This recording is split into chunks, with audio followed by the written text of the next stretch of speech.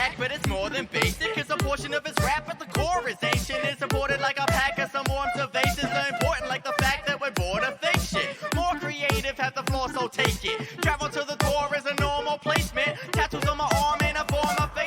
So, if you've been listening to repeated podcasts, yesterday you heard a conversation that was very interesting. Okay, it was maybe not yesterday.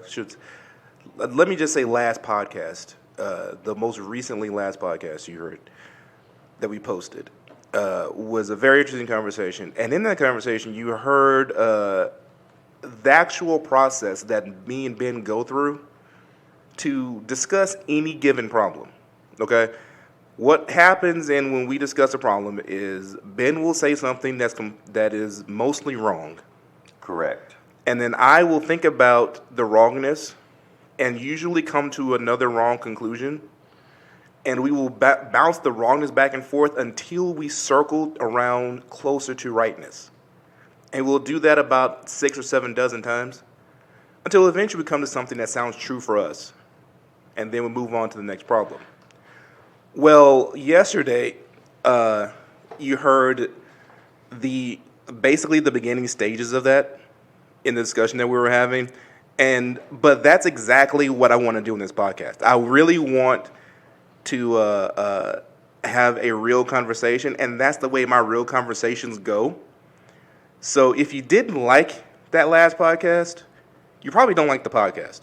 Right. Because we're going to be doing doing a lot of that. Yeah. We're going to be doing a lot of, we said it wrong, but we're trying to get right. But here's the good news. The good news is you can get us right faster by participating. Okay? Sure. So you guys give us comments, feedback, things that you think about a certain topic. And it's more than likely when that topic comes back up again, it will be closer to what's correct. And we'll have a deeper conversation about it that is more right, that starts at a better spot, and we'll get further along. And that's what we're trying to do in general, is get further along in life and getting better. Correct? Yeah, but that's you bring up a really interesting point about, as you were just saying that little intro, I'm wondering where is it that you can say the wrong thing anymore? Yeah, where is there a spot to actually be wrong in public for the sake of being wrong and getting right later? Is there, because if you did it on social media, you get flamed, you get burned. Right. To the point where you don't even want to speak anymore. Well, and I think that's probably one of the reasons you and I spend so much time, and why we don't reject the idea of wrongness is, at face value, is because what we've recognized is everybody. So look at it this way. Look at it from the perspective of food. Back in the day, I feel like a lot of people were, when I say back in the day, I'm only 40, so it's not that far back in the day. Right.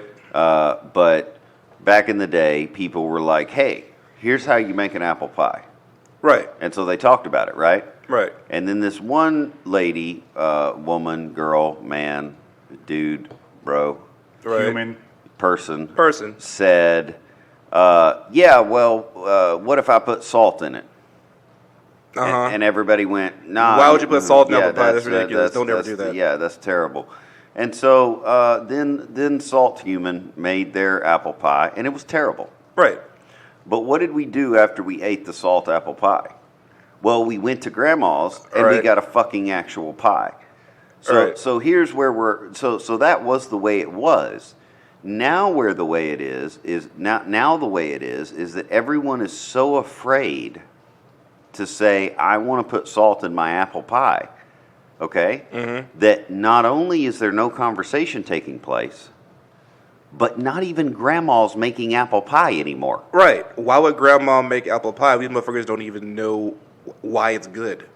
Right. They can't even compare it. And so it's almost like the conversation, it's that old, it's what came first, the chicken or the egg? Uh-huh. What came first, the horse or the cart? Well, now we have neither. We just have a bunch of people sitting in their houses yelling as loud as they can about when there used to be chicken and eggs. See, and what I love about that is Ben said the right thing, which was the chicken and egg, and then said the wrong thing with the horse in the cart. That's exactly how it's going to go every time, people. Yeah. And that is exactly the way that I learned. Yeah. So if you don't like it, I'm sorry. Yeah. But I don't have any other way to do it. And that's the way we do it here on Tattoo with Children, which is what you're listening to. This is Tattoo with Children. I am your host, Flavor Ray, and C to A across from me in seat B is the Dread Pirate Benjamin. Across from us both is the most sought-after human on the planet, as far as I can tell, CIO No Pain. Guys, it's getting colder because it wants to. It's been raining for a couple of days because that makes us feel better. And I have no complaints about either one of them. You? No. No, I've been down with some kind of plague. I mean, not down. I'm still up. But, right, you're on your feet, but not great. Yeah, we had that whole conversation about the doctor last week, and so I'm on day 7 of day 6 of antibiotics and steroids, and I gotta say, I still feel like shit. Yeah, I mean, I'm thinking that the steroids they gave you are ineffective with what you have. Yeah. Like my wife, I went to the doctor yesterday, too, not for myself, but for my wife. Mm-hmm. She has pneumonia. Okay. You know, Right. She was the 4th case of pneumonia the PA had saw that day. Okay. All right. What stunned him worse and really made him question his equipment was the fact that all the pneumonias he's seen that day were all in the same spot, which just seemed to defy logic. Right. Mm-hmm. But that is exactly what happened. And so she's on 2 different antibiotics and steroids and Mucinex. And she's quarantined in my house so that none of the kids can get to her. You know, it's a real annoying situation. That it seems like everybody's going through. Like everybody is this sick, which also defies logic. And so I'm really kind of struggling today. It's either something is wrong with the diagnosing that's going on in town, which I don't think is the truth. I think the diagnosis is right. But I feel like there must be something else going on. Like maybe we're getting poisoned. Well, I mean, sure, but also just a reminder that we live in a rainforest, and We do live in a rainforest. and it's been a minute. Now, there was that time very early in the year where it did not stop raining.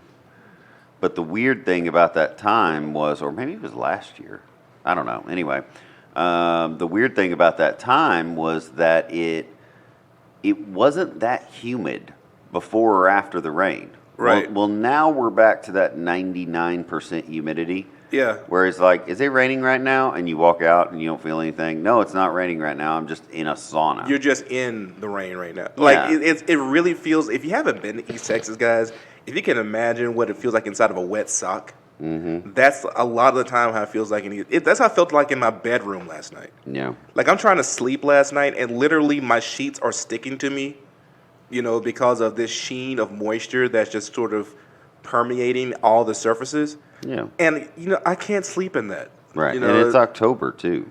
yeah, it's about to be Halloween tomorrow. You know, so it's like I would be more comfortable with this in early December. Yeah. Speaking of October, the Astros lost. Okay, here's the deal about the Astros. Listen, they went down 0-2, and then they won 3 in a row. Now, as soon as they won 3 in a row, I said in my mind at the end of that game, which they won handily, it was not close. I don't want to see any part of a Game 7. Right. Like I just don't want it. You know, like I've had enough baseball this season. I'll take one more game, bring it home, Stros. You're at home. End it now, and let's just put this one in the books. Yeah.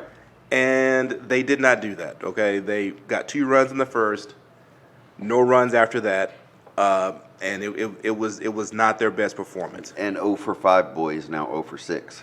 And so here we are. Here we are at Game 7. I'm scared as a sports fan, that this isn't going to happen. Are we in Houston tonight? I believe so. Mike? Oh, great. Do you know that? Not off the top of my head. I am driving to Houston in just a little bit. Yeah, you're fucked if the game's in Houston. Because you're going to have to go right around Minute Maid. It's not going to be pretty. And so, and here's the thing about me. It is in Houston. Yeah, you're fucked. Here's the thing about me. I don't talk shit in general unless it's a Houston team. Right.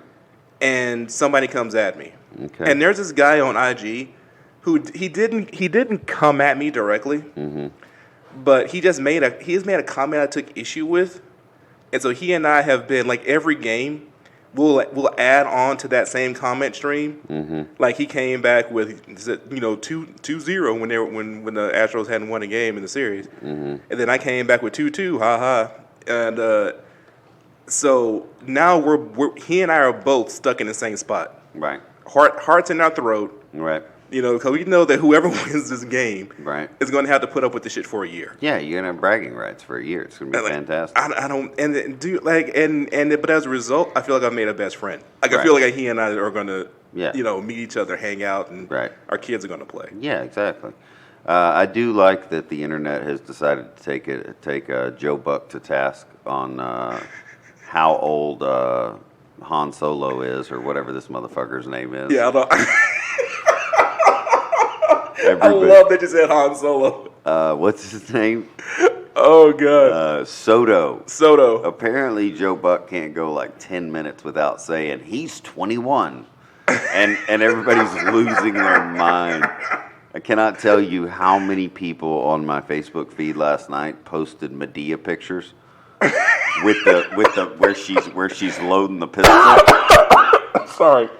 I'm trying to get way far from the mic for that one. So the Medea pictures where she's loading the pistol. And Yeah. Say how old Soto is one more time. Say that again. Here's what I love about Joe Buck. What I love about Joe Buck is he's a lot like Ben, where he'll be in the middle of a broadcast, be like, I don't know what I'm going to say next. Right. I don't know if this is true or not, but you know what? Fuck that. He's 21. Right. Like, yeah. dude, I love that. Yeah. I love because then he could be corrected. He'll come back on and say, "Hey guys, hey, Right. I was wrong about that. Right. I don't look up his birthday. I don't have this shit in front of me. Right. That's respect. I like that. That's I like gangster. that. I like that too. I mean, it's just we've lost the role of the announcers. We got so many people now that like they're semi good at talking, but I really think they ought to put me and you on Monday Night Football. Like, do you remember Harry Carey, guys? I was listening to you, like the drunk motherfucker that used to go. He was drunk as fuck the whole time. Right. And every time he showed, he came to the booth sober. He Right. said, "Hey, Harry's sober. Can we get some Jack Daniels in here real fast?" Right. This isn't gonna be entertaining if he's sober. Right. Like when did we stop doing that, guys? When did we decide that we didn't want any more Howard Sterns? When did we decide that we didn't want any more Howard Cosell's? That's the thing. Like, you watched. If you weren't really into baseball, but you were like me growing up, where it's you got your baseball fix through movies, right? And you watched Sure. Major League, right? Yeah. The best thing about announcers was their wit. Like that should be the number one hiring. You factor should hire a guy who knows baseball and is a The guy comedian. throws a dang ball, and it's like the catcher has to stand up and run 10 feet to one side to catch the ball, and the announcer goes, just a bit outside. Yeah. Right. One of the greatest scenes any movie I've ever seen was Bob Uecker delivering that line. And then, then after that, like ball 2, Right. ball 6, ball 8. Right. No, it's good stuff. I mean, you miss it. I mean, that was the whole thing between, what was it, Al and Frank and Dan, when they were on Monday Night Football. Yeah. It's like, they get fucking pissed at each other. I would love it when it would be John Madden would be on there. And John Madden, I don't think anybody knows more football than John Madden. Right. But he wasn't talking football whenever he was on the air. Right. Like that wasn't his purpose. His whole purpose was to talk about the players and how they felt. Mm-hmm. He's like, down there, man, your balls are getting sweaty and shit. And it's you're trying to he's questioning. You see that play right there? See, he threw that interception because he was questioning whether or not his ball sack was permanently stuck to the side of his leg. Right. Right. and you get Al Michaels going there. John. His statistics. Statistically, it was that interplay back and forth. Is anybody trying to do that now? Yeah. Well, and what I don't think they're trying. But I think the thing that the big three have made a mistake on, ABC, NBC, and Fox, the big mistake they've made is they're getting guys who can make those comments. Yeah. But they're not getting anyone who can come back at them. Yes. So they got this motherfucker on there right now named Booger. Okay? Yeah. That's his name. That's his name is Booger. Okay. All right. First of all. Last person I knew named Booger was in the Revenge of the Nerds movies. Yeah, okay. He wasn't great. So this guy's not great either. He's not. So far, I have more feelings towards some of the trees I know than I do about this guy. Right. But this guy will say things like, "Oh, look there, he caught it with his hand." Yeah. And then there's just there's silence. dead air. It's dead air because the guy across from him is giving him that look. Yeah, like, what did you just say? Because what he wants to say is really nigga. Right. But he can't say it on the air. Right. So he just stares. Yeah, and so I'm going like, why? Okay, first of all, whose decision was it to hire a guy named Booger? Because that to me, you don't even have to get to the resume. Where that came from. That came from when they were like, oh, look who's about this is Moose, Juice, and Goose and all that shit. Whenever they were like, okay, what the people want is people with weird nicknames. They want weird nicknames. That's not what the people want. No, what the people want is exactly what Jason Bateman did in Dodgeball. That's what the people want. Yes. It can be completely and totally stupid, right? As long as there's someone to offset that. Yeah, you can say, hey, he caught it with his hand, but you need me or Ray or someone on the other side going, bitch, what was he gonna catch it with? His nutsack? Like, what was he supposed to hold his T-shirt out and catch it? Like, Booger has pointed out correctly that he did not use the golden retriever method and catch it with his fucking teeth. Right. Because of his face mask. Right. It was a heads-up play to use his hands. Right. Thank you, Booger, for that insight. Right. Like, another time I was watching, he goes, look at the way his legs are moving when he runs. Yeah, I heard that one. I actually heard that one. You just. I have NFL Network on my phone, and I heard that when I turned it off. Yeah. I turned it off immediately because he said, "Look how his legs moves. Look how because what he's doing is that shut the fuck up." Right. He's not thinking about how you think anybody can think about how their legs move when they're running? Right. God damn it, son. That's how everyone's legs moves when they run. Come on.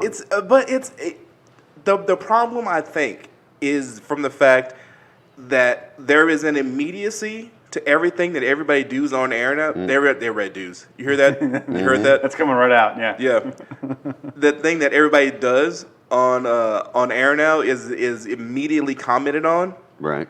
And so they're looking for people who are going to get an immediate comment, rather than people who can comment effectively. Can we hire people from Twitter? Can we just go ahead and can we do that one day? Can we do? Can we? Okay, when we don't have a maybe once we get our videos set up, okay, and we can live stream and stuff. We'll probably turn on a game. We would probably get in trouble for that, wouldn't we? If we broadcast, I don't know. If you broadcast it live, absolutely. I think if we didn't show the screen, yeah, I think it'll be fine. Like if you're watching at home, the Packers and the 49ers, just sign up to Tattooed with Children, and we'll give you the play-by-play. Right. Like in other words, like I feel like that would be fun because it would just it would just be a day. I mean, just one day, just 30 minutes, just like me and you calling a game. Right. You know what I'm saying? And just like Mike, check those stats. Mike, shut the fuck up. We don't actually care about those stats. No one cares about those stats. Right. We're watching the men in tight pants run around a field. Or like, when someone makes that spectacular catch, and be like, well, that was something that I did back in the day. Right, yeah. So I think you're lying there, Ray. Right. Say, well, I'd like you to prove that shit. Right. Yeah, like, so, I mean, just something entertaining for once. Yeah, we could probably fucking do that. I I mean, can do the job of an announcer on ABC or NBC. Fuck y'all. Well, Fuck you, Al. Well, here's the thing. I feel like we need to just put that into the universe and maybe just go ahead and let the NFL know through Twitter That we're going to be doing that it. we are coming. And Yeah. that we would like to get paid if they like what we're doing. I mean, like, they don't have to. Illegally? It doesn't have to be all the money, See, but it could be a little bit of just it. some of the money. I don't think there's an actual legal claim there because Bad Lip Reading is able to post videos with them dubbing over what they're saying. Right. Over players talking on the field. I don't see why there'd be an issue with releasing a recording synced up to a play-by-play for a game. According to CIO No Pain, we are going to be having a whole different business with this podcast. I am not a lawyer. When the police show up, Just we're FYI, gonna both I am not We're a going lawyer. to point at him and say this. He's the leader. For the Reddit fans out there, I am not a lawyer. Okay, all right. All right, guys, we're going to take a quick break and we'll come back with something else. Doesn't matter if you're cool or hottest than the quasar president or lose the box. Doesn't matter if you're cool or hottest than the quasar president. All right, guys, we're back. This is Tattoo with Children. My wife commented on a post on IG that just struck me as it brought up an interesting point in my mind. So the post is this. It's from @HenPeckerHell. Yeah, that username. We could great. just read usernames. And That was the whole great. episode. Last night, my 3-year-old kicked me during a tantrum. As I tucked him in bed later, he apologized. "I'll never kick you again," he said, pulling me in closer and kissing my cheek.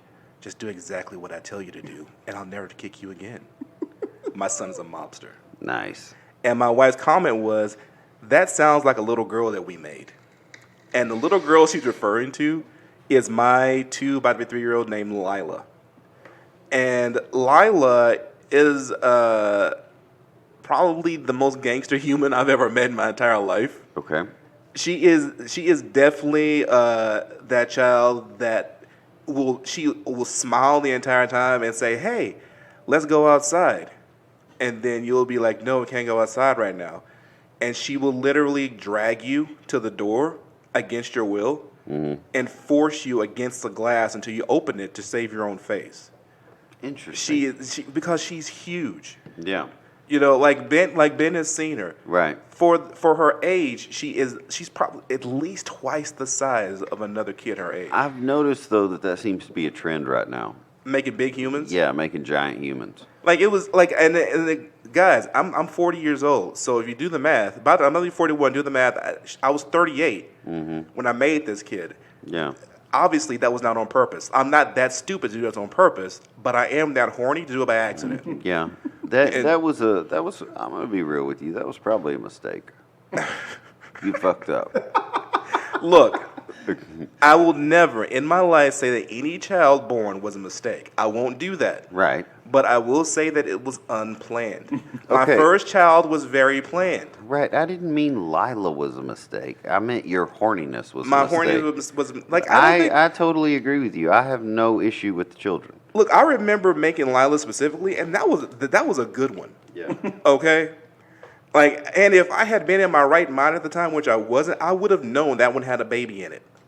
But like I said, that was a very hazy moment. It was right in. If you heard any of the story of Black Spot, this happened like right in that period when I had separated from the shop, and so I was doing other things, Right, like crying a lot at home. like crying a lot at home, looking into the clouds with a despondent look on my face. And so my wife's like, hey, you're a piece of shit right now. Why don't we go out of town? Okay. And so we went all the way to Baltimore. Oh, Jesus. Right. We went to Baltimore for like a week. And what was great about that is Baltimore is pretty close to Washington, D.C., which is where I spent 3 years of my life while I was in college. And so being in the area reminded me of being in college. So I felt young again. Mm-hmm. And what do you do when you're in college and you're young? Fuck. Let's get it on. Man. And we must have, there's a hotel in Baltimore that has seen more of my ball sack than any other hotel in America. And that's a lot of ball sack, people, because I've been in a lot of hotels. So, and so you remember the making of this child. I remember the specific moment, actually. Like, it was like it had to be right here. You sound like at this moment, you sound like a very actualized human. Yeah, I do. Because at that moment, I was being very me. Yeah. Like, if you know me, it's like, hey, Ray is that dude that likes to fuck like 6 times a day. Right. And like I was definitely that dude right then. Right. And so we had a big old time. And like honestly, I didn't even think about it afterwards. Like that was the beautiful part about it. Now, did Martha also know that the consummation had taken place? No, she had no clue. So she wasn't like, I'm with child. She honestly believed, like at the time, the reason why I felt so emboldened, if you would, was because like she and I, before this, like we've been married since we were 23, okay, and now we're 38. All right. And so we had always used natural family planning, okay, which is you watch the signs along the cycle to know when and not to have sex. Mm-hmm. Now, we knew timing-wise, this was the wrong time to have sex. Mm-hmm. Okay, we knew that. But we didn't have any signs. What do you mean it was the wrong time? The wrong time to make a child? The wrong time to avoid making. It's like we were not trying to have any more kids. Like we had this discussion. Like we had one, and we felt really good with this one because she was so fantastic. My daughter Audrey is a phenom. Like you've never met her. She's absolutely phenomenal. Oh yeah, I like Audrey. And so we were just said we're good, we're comfortable. And so we're not trying to make any more kids. And we knew that this was the wrong period of time. Like, we're out of town. This is not, we're in the wrong part of your cycle, but we're out of town. We're going to, so, like, normally you would use condoms or, whatever. But she's like, I don't see any signs. Like, no signs? Well, fuck it, then we'll just, I can let loose. Yeah. I can cut loose up in here. I think that's part of my problem, though, is that I've never really, because of my family heritage, I've never really been able to let loose.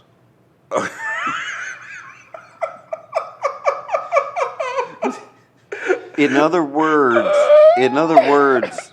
we I have think myself and the audience might need a little bit of definition about what the two of you think "let loose" means. Okay. In other words, Mike, if you were female, there's a good chance you would be pregnant sitting at this table. If Ben just let loose. Actually, just in general. I mean, like, that's the problem. Is that why we've had no female guests? I am That's the one of the oldest. reasons. I am the oldest of 8, and I think at last count there should have been 12. Okay, Right. and that was from 1979 to 97. Uh-huh. So in 18 years, there should have been 12 to 14 of us, somewhere around there. Right. But the gods were like, well, maybe not. Maybe not that many hardbucks. Right. at And once. so I've always, and that's the thing is, man, if I let loose, I'd have like 17 children. Yeah. Like, I mean, like, it wouldn't even be a thing. You to save the world. Right. You have sacrificed yourself and I'm just very stressed out. It's all pent up, So, the three of our wives sitting here. yeah. I guess the point is, right? We are so self-sacrificial because we're not letting loose and saving the world by not doing so. Dude, selfish on my part, well, but- Ben brings up a good point because if I actually did if I did what I did then all the time, Right. I would have a bunch of kids. There's Right. no doubt about that. Well, and I love kids. I mean, Yeah, there's no kids are problem. great. I love kids. Kids are fantastic. They're fun, and they teach you so much. I've never felt like I've taught a kid anything, but like I felt like I've learned a great deal from kids. You know, like, Yeah. I mean, I've talked about hanging out with Frankie. You know, she's 20, or I think she's 20 months old now. And like, dude, I fucking love that girl. Like, she will literally walk in and I'll be like, Frankie, what's up? And she's like, no. Dude, Frankie is the daughter of one of the tattoo artists here at Black Spot. Yeah. And the first time I met Frankie, like, she literally didn't look me in the eye. Right. She just looked out of the side of her eye at me to Right. let me know to keep my distance. Right. Yeah. And she like kept me at that arm's length for probably about 30 minutes. Yeah. And then eventually she's like, all right, you okay? You know, she just like sort of but slowly. It took me like 3 visits to start getting the awkward hand wave. Yeah, but here's the weird thing. It's like you guys are already in. And like I've done all this stuff, and I've been there for her, and I've Right. like made her shoes, and I've like Bought done her a all. wagon. Yeah, I mean we got a wagon now, we got pizza, we got gummy bears, we got everything, right? Yeah. And she just like every time I see her, she's like, no, Yeah. no, and I'll be like, but Frankie, what about no? And that's just And I'm like, means- you're 20 months old, dude. That just means she's just ahead of the game. I know she's so ahead of the game, and I love that, and I'm learning so fast. I feel like all the progress I'm making right now as an adult is mostly due to Frankie. And the weird thing about that is that's not shocking to me at all because Ben oftentimes makes more progress the shittier a woman treats him. Like that's a weird thing of the first thing that I really felt was an insight from me into Ben was watching him in a group of women, and every woman in the group is calling Ben a piece of shit in a different way. Right. It's like his wife, my wife, 2 of his friends, a friend of ours' wives. They're all saying the same thing. Right. Ben, you're a piece of shit. Right. And Ben is just, not only is he taking it, Right. he's absorbing it like a sponge. Yeah. And then after he's like, oh man, that was a real good conversation. I'm Right. like, what? Right. What? I feel like I really grew as a person. Dude, I was about to start kicking people out of the shop and banning people for abuse. You can't abuse children like this. You think Right, that right. perhaps that may be like some sort of self-defense mechanism on the part of the women? You know, to keep themselves from themselves from pregnant getting pregnant. from his presence, right? Yeah, I mean that seems reasonable. That's not the case because my wife had no fear of that. Yeah, it was just totally. I don't know if it's instinctual that this is the way that how we're gonna help Ben today. We're gonna fucking brutalize him. And so it's almost a running joke now. It's like I'll come in and somebody will a female will shake Ben's hand and then say something that's cutting. Right. And I'm like, well, you've joined the group. Right. Okay. Welcome to the village. So if you guys are, these virile, potent males, but you've had your kids, Yeah, I've had them. what has been your consideration on the snip? Why? I'm not gonna do it. And then there are 2 reasons why. Okay, the first reason is because I have a very specific idea about how the universe works. And in my universe, I don't control when I have children. Okay, that's up to the universe to control when I have kids. I can control when I have sex, but not when I have children. And so if a child is to be born, it is to be born by will of the universe. That is the way that I like to operate. 2, if my wife does leave me and I have to go find a new chick, that chick may want to get pregnant. And I'm a people pleaser. I am really, really tired just even hearing that sentence. But continue. You're describing so much work right now. It's like, okay, I'm gonna go. I'm only 41. You're only 41. Has your wife ever asked you to snip? Only every day. Really? Yeah. Okay, so it's an ongoing conversation. Yeah, she would love it because then she could have it would be like Baltimore every day. You could avoid saying things like that while I'm mid-sip. I'd appreciate Okay, well, it. if you could avoid drinking during my podcast. That would help. So, Mike, where do you fall on this? Oh, I've been snipped. Okay. Done. Okay. Done. Okay. That's. I So mean, that's a very interesting thing. We got 3 men here. Mm-hmm. 2 of us have had this conversation. I remember when Ben had the conversation years ago. Oh, yeah, I don't think I got to go home for like 4 days. Yeah, at least. So I'm not entirely sure we should have this conversation again because I was planning on sleeping tonight. Well, you started it. I don't think that's true. I just simply talked about my potency as The good creator. news is there's a 48-hour delay. This is what Ben gets for going down rabbit holes. He finds a fucking rabbit. No, like years ago, Ben was like, you know what? I should probably get snipped. Yeah. And It like seemed reasonable. the way he said it, I expected him to have it done by Monday. Right. You know, like he was very serious about Yeah, it. because that's kind of, that's how I kind of go at things. I have an idea and I'm like, fuck yeah, let's do that. Yeah. And so I had the conversation. I remember the conversation I had, and I was like, yeah, man, I don't see why everybody wouldn't do it. Yeah. I thought, and then it was like, and then it didn't happen, and I didn't really want to bring it up because I'm talking about another guy's junk. Right. I don't do that often, and so like I just let that go. Right. And honestly, I never expected to have the conversation again until my wife brought it up. Right. She's like, if you just get snipped, then we could just do. Yeah. And I'm like, well, if I got snipped, then what happens if you die? That's a terrible thing to say. And she's like, Martha, I apologize. Ray will Guys, clearly die before you. everybody knows that. Like there's no question about who's gonna die first. But the thing about it is, she's already told me, if I die, she's going hunting. Yeah. Right. You know, like it ain't gonna be long before Uncle Daddy's in the house. I already know this. I would like to know though what percentage of, because that also could have an impact on our conversation from the other day. What percentage of men currently have had that part tied off? If you will. let's do this. Let's ask Mike here the thought process that went into going into that procedure. Like how did this come about? Like was it but between you and your wife decided this was the right thing to do, or did you just show up one day and say, hey babe, you're not having no more kids with me? So no, my relationship's a little bit different. Okay. My wife says, I want you to get snipped. And I say, oh, I don't know about that. Seems like a lot of work. And then she reminds me, as Ben reminded you, that having more kids seems like more work. And I say, that sounds reasonable, but I'm not making the appointment because I don't want to talk to people.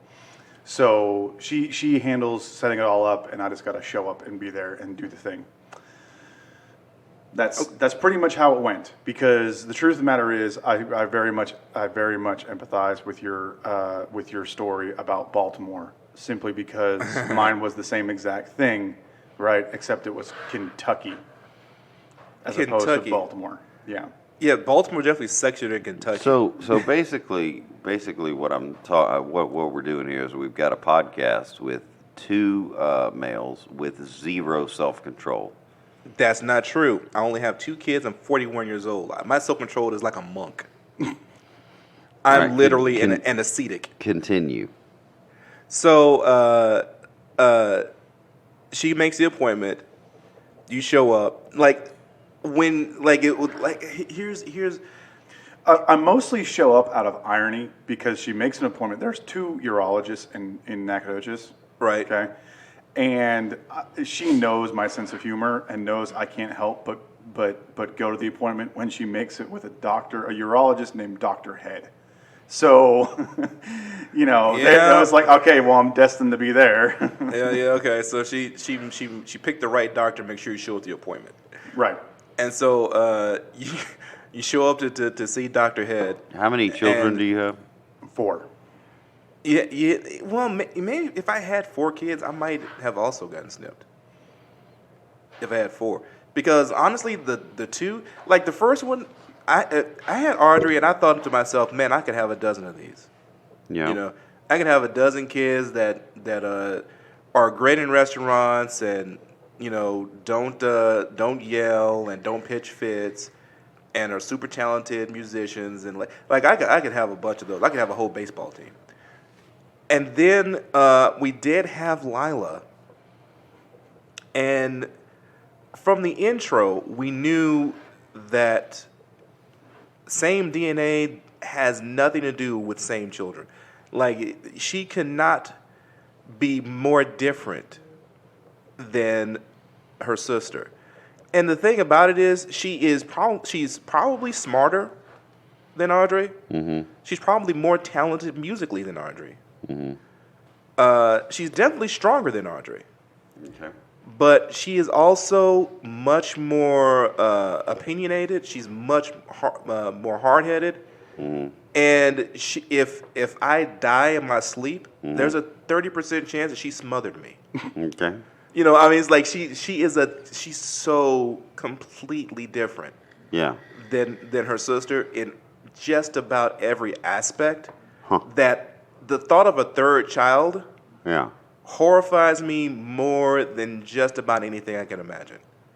Because I don't know what would come out. Like, I'm really thinking that if the pattern held up, yeah, it would actually be a celestial being, right?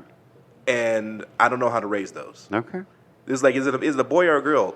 I think it's an angel. So Mike's got 4, I've got 3, you've got 2. Yeah. Okay, so 4. And the reason being because I started late. Okay, my first one was more than I was 30, and so I had fewer. Yeah. Yeah, we had ours, I can't really get into numbers, but Megan's 19. Yeah. So that was a while ago. You were 22? Yeah, something like that, maybe a little younger. 21? Yeah. All right, well, we're gonna get into the next phase in just a second. I think we need to reset just for a minute. Everybody dancing, dog. Yell on that X. I'm a sentinel, standing tall. No time to stand still. Please don't meander, dog. They're throwing jazz at me to challenge my rap savvy. I sway like Callaway. I'm ahead. You'll never catch me. All right, we're back with Tattoo of Children. I took a break here because I sensed that Mike had more to say about his vasectomy story that he was holding back on me. I don't like that shit. And sure enough, as soon as the mics turned off, he opened up about the rest of the story. Fuck you with the live stream on this one. And absolute, dude, you've got to hear this. I'm not there yet. Listen, listeners, you thought that was we had a thing going on here. No, it just got better. Okay, Mike's going to finish his vasectomy story. This is good. So I'm gonna for lack of a better word, I'm gonna put some meat on the philosophical reasoning here, right? So I made the first appointment, or rather, my wife made the first appointment, and go in and do the whole consultation thing, and explain the procedure and all that. And I go back for the actual vasectomy appointment, and it's in just a doctor's office. It's not a surgical center or something. It's just a doctor's office. Right. This is an outpatient procedure. Yeah. So I go back to the procedure room. And, this is not one of the situations like the shots with just pulling down, pants off, underwear off, whole thing, right? Full Monty, we're going to get in there. And so they lay you on the table and... face up or face down? Face up, right? And they put a blue sheet that they've cut a hole into, appropriately sized for your junk. Okay, over top of you. Can I stop for a second? Who else is going to ask face up or face down other than Pirate Ben? Other than Pirate Ben. There's nobody else going to ask that question. We're on the air. People should have an idea of what you're talking about. Ben's just trying to help me paint as vivid a picture as possible. As vivid a picture as possible. Okay. All right, keep going. So they have this sheet over, and they have a variety of tools to the side. And you don't really know what those tools are for. Right. See, as soon as you say tools, my legs really clench up. See, I just thought like he meant like the Nebraska football team. It honestly... just sitting over there to the right, just a bunch of tools. Dude, you just about pissed off my dad right there. He's a Huskers fan, man. I'm not. You should have gone with the Eagles on that one. Hang on. I killed Ray. Okay, all right. So the procedure ends up taking... about 20, 25 minutes. And I'm not going to give you the specifics. It's not that long. Hold up. Okay. We're going to cut on the penis, and it's going to take 20 to 25 minutes? Well, A good steak takes longer than 20 to 25 minutes. There's no penis cutting. It's all in your sack. Right? But doesn't doing the You know local what I anesthetic mean. doesn't doing the local anesthetic take longer than 25 minutes? And I'll get to that, but let me explain it to you. Right? Okay, The procedure is exactly like this. Once they have your stuff exposed and they're ready to start, they take basically like a needle pen, like one of those injection pens. Yeah, right? I'm with you. And that's got anesthetic built into it. And so they hit you along the scrotum with that. Okay. Right? All Keeping your actual testicles out of the way because, motherfucker, that hurts when you get a ejection pen hitting your ball. Right? So that numbs the skin. Inside, you don't really have any feeling unless you're directly like stabbing the ball. Right? So what they do is they cut a small incision on either side. Okay. And they fish in there and pull your vas deferens out. Okay? They snip it like a little thread. And then what they do is they have these little clamp pins they put over top of each side, 2 on each side, right? Okay. And then they take a machine that produces electricity and they essentially cauterize the ends of the vas. On this particular day, that machine was malfunctioning. But it's an extra step. It's not required. It's not necessary. Well, right? they've snipped the vas deferens. They've clamped it twice on each side. They've clamped it twice on each side. They've snipped it, so it's actually not a full. It's not a tube anymore. It's 2 tube ends. 2 ends. Yes. Okay, so at this point, then they stuff it back in you when they're done. all right. So it's just 2 loose ends of vas deferens just Which in your is body. why it's reversible. Okay. Okay. So the reverse would be reconnecting the tubes, Correct. the tube ends. Yep. But if they cauterize it, how could they do that? Well, if they cauterize it, there's enough length in your body that they can snip the cauterized ends and reopen the ends and then put them back together. And then put them back together. I mean, Right. there's enough length in my body. I'm not sure that there's I mean, enough there's- length in yeah, there's- everybody's body. Well, but- I don't know. That is an interesting point. So they do this. The cauterization machine doesn't work, and the doctor. And I'm going to mind you now. I did say it's Dr. Head. Dr. Head is Dr. Rachel Head, a woman. Right. Is Can we playing with my stop balls. right there? Can we stop right there? Because the fact that she's a female named Dr. Head makes this story so much better for me. Okay. Let's keep this above board, children. This is above board. I'm just saying that when I'm listening to a story, I'm trying to find the most. What I'm looking for in any story I'm listening to or reading are the things that I can hang my hat on. Right. To say, okay, this is an excellent point of the story. Right. This is an excellent thing to analyze. So we've got. So in this story, I've got a Right. female doctor named Dr. Head, Yeah. who is think about her going to school, her medical school. And there's like, hey, what's your specialty? Right. She's like, urology. She was probably Dr. Johnson before, and she married a head. That's entirely possible. There is a pediatric doctor, Dr. Head, who is her husband, as far as I know. That's so okay. So what happened was, she was Dr. Something normal. Johnson. Like, not Dr. Johnson. Okay, she was because there's no way your last name is Head and you go into urology and you're a female. That's just impossible. She just met Dr. Head later on and then got fucked into being the head urologist. Quite literally. Yes. So anyway, they go through this procedure. It's not so bad, right? Okay. I'm back at work the next day. Yeah, I got to wear a cup, just to support them so they're not hanging loose, Right. Right. And all that. And within 48 hours, I'm pretty much back to my normal self completely. Okay. 48 40 hours later. So 48 hours later, I'm fine. And so they wait 6 weeks, and then you basically splooge on something and put it on a little test, and it tells So you. you if it came back detects- 6 weeks. Dr. Head looked you in the face and said, "Jack off in this cup while I stare at you." No, they actually have you do it at home, Oh, okay. right? They remove that awkwardness. Well, right? that makes the story less. So I do it at home. It's a lot like a home pregnancy test where it's just a little thing you put on, and then you pour it on a little pad, and it turns a proper color, right? Right. Well, when it detects none, it's not supposed to turn a color, and this time 6 weeks later, it did.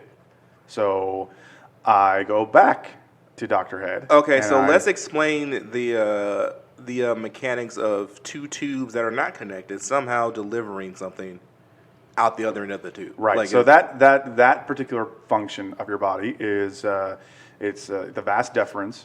Right. It is a tube that connects your testicles to your prostate. Are you saying the vast difference just in Vas- a really bad accent? No, VAS. Then the second word is deferens, DEFERNS, vas deferens. Okay. Okay. It's a tube that connects your testicles to your prostate. Okay. Okay. And when your testicles produce your boys, they travel through the tube, take a swim in the Right. prostate, and that's what delivers the fluid completely. Okay. The prostate is what produces the fluid. Your Right. balls just produce the testicle. or I the am learning a sperm. lot about the penis. You Okay, are. and so this tube is severed. So how could it, even if it's not cauterized, how could it deliver any of the good stuff? So what happened was, because it wasn't cauterized, right? But I thought you said that wasn't entirely necessary. My body has a Wolverine-style healing factor, and one of the tubes connected back to the other end because they were close to each other. Is it more than okay? I see what. Okay, I see what. So it was not cauterized, and so the ends are basically open wounds, Correct, and they heal together. and they healed back together. Right, not Okay. completely properly, nothing like that, right? But just enough for Just some enough. boys to make it through with some damaged tails. Right. Right. The Dr. had me take a full test. I actually had to go to a lab, and in the lab, jack off into a cup and give it to some lady and say, "This is for my test, my sperm test." And they did that, and that's what they saw. They saw broken ones. Okay, I get it. And so I go back in, and I do the second appointment where they're going to check out what exactly happened. And so now I have a bunch of scar tissue from the original opening and from pulling things through and messing around down there. And it is, as I said before, singularly the most painful experience of my entire life. Because one of the processes here is that in order to make sure that as they're pulling on this tube, Yeah, they have to use a little clamp to keep your ball in place. Right. Wow. And so in the first appointment, using this clamp, right, I almost felt nothing. They were very careful. In the second appointment, it snapped down when they put it on. All right. And Like, I let on the out ball? a manly but high-pitched scream that had there been anybody else in that waiting room at the time, They would have heard. they would have immediately left the office and said, "Fuck no, not doing this. I don't care if she's just looking for an STD. We're not doing it. What are they doing in there? Right. This has got to be a torture shack." Right. So I get through it, and I then now spent the next 4 days pretty much laid up the entire time. That sounds like some shit from Saw, It was like from the movie it Saw. was extremely difficult, and not without its own set of problems. But as far as I know, the statistics say that my experience isn't common. But of course, it would happen to me as far as I'm concerned. I think it would happen to me too. I think it's probably, you should have done some prayer and fasting. Yeah. Here's so long story. They did the procedure again, A second time, yeah. and this time it's- they cauterized it properly. They were able to cauterize, and they removed an additional length of tube to keep them from reconnecting because they wouldn't have any close proximity to each other. So now your procedure is not reversible. So now my procedure is not reversible. What? But okay, all right. So that makes sense. Here's the deal about it from my perspective. You, being a part of the crew here, have had essentially 2 vasectomies. I have had 0 vasectomies. So I'm going to take that as the universe saying that between me and Mike, we're 1-1 on vasectomies. Right. And therefore, if I were to get a vasectomy, I would be imbalancing the universe. I can see that. So, I'm sorry, Martha. I love you. But Mike had 2. But Mike had 2. So others may, but I cannot. Others can do it, but not me. Right. I understand where you're coming from here. Now, what that means, unfortunately, though, is because Mike had 2 and had to go through that pain, you now owe him a favor. Yeah, I owe him something. I don't know if a favor is the correct terminology. Well, I think it would be. I mean, he's making a dope podcast. Well, I mean, he is making a dope podcast, but nothing is really going to make up for getting his balls clamped. That clamp on the balls. And remember, you didn't want to take that one. You're using his. I do. That's absolutely so correct. So all I'm saying is, at some point, you might buy the man a steak or something. At some point, I will absolutely cook a proper meal. Yeah. In honor of Mike's ball. Of Mike's balls getting literally a saw trap clamped down on a meal. Can you imagine? People, picture this in your fucking minds for a second. Because you weren't watching it. He took his hands and made like a gator motion with his 2 hands, you know? Like the teeth of the gator. And just snapped his hands together. On your balls. Your balls. Well, see, and you keep using S. Like, actually, ball. Singular. Yes, so sounds, much worse. So they did it. So they much did it worse. that first time, and it snapped, closed, right? Which is not normal, right? But they had to do it a second time. See, but this is what makes. Why did they have to do it a second time? Because that was the first side they worked on, and then it had to go to the other side to check it out. This is what makes me question our decision to let Mike on the podcast, though. Because he already knew they were ball torturers, and he went back anyway. And he went back anyway. Like, if it had been me, if I had had the procedure done, okay, right. And then they do the test, it's like 6 weeks later, you still got sperm, I'd be like, well, that's just the universe saying I need more kids. Sorry. Right. I'm going to be making more babies now, apparently. Jesus, is that you? Yeah, so Jesus said, your attempt to thwart my will will not go unpunished. I see your science, and I raise you more children. That is exactly how my Jesus works. I don't know how your Jesus works. That's the thing I love about Neil Gaiman, is that in Neil Gaiman's version of the universe, everyone has their own Jesus. Yeah. Which is just beautiful and probably accurate. And it's accurate. Yeah, no, and it's just like, well, my Jesus works this way. And it's like, no, that's not how Jesus works. Actually, it is. Yeah. Yeah, there's a Jesus for all of us. The great thing about Neil Gaiman, and about a lot of atheists, quite frankly, is they don't believe in God, but they understand God from the outside. You know, it's like, said, this is how it has to work if it's going to work at all. Yeah, I think that's, but I think the point I'm making is just that it's a, there's a sense of, what's the word? There's a sense of trust and wonder when you recognize that you have your own Jesus. Yeah. Now, Michael doesn't have one because he clamped his. Right. Unfortunately, he defied the edict. His Jesus probably left and went somewhere else because he doesn't want to get his ball clamped. His Jesus took one look at that clamp and went, nope, right, I'm out. Right. Jesus, take the wheel. Nope. That's your wheel now, son. Right. Jesus is like, I would have taken the wheel, but you fucking clamped that ball down, and I'm out. All right, guys. This has been one of my most favorite conversations on Tattoo with Children. I have been your host, Flavor Ray. You can find Tattoo with Children on Facebook at Tattoo with Children and on IG at Tattoo with Children. You can find us on Twitter at Tattooed With. Don't ask why.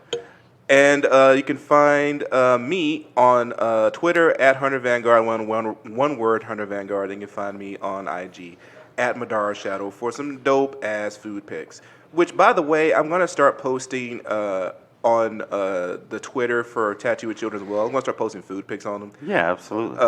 Just because, like, some people have actually requested it, which was very odd to me. Well, if we can get this Patreon account set up, can you start actually cooking some food? Because, like, I don't eat a whole lot. Yeah, and I've been thinking about that quite heavily, actually. That it's going to require me to get up early in the morning, which I hate, but I think it's worth it. One, to get you eating more, and two, because I don't think there's anything more entertaining on the air than somebody tasting something new. And you haven't eaten a lot of shit, and so that's true. Getting you to eat some different shit on air is going to be pretty fun.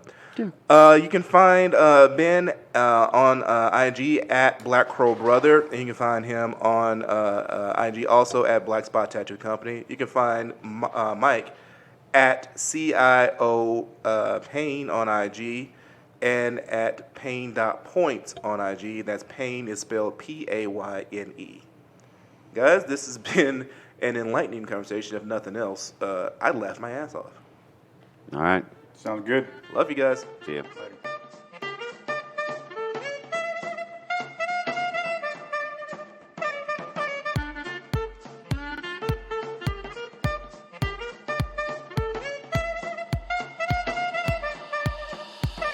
We were born to bring it back, but it's more than basic. It's a portion of his rap at the core is ancient. It's a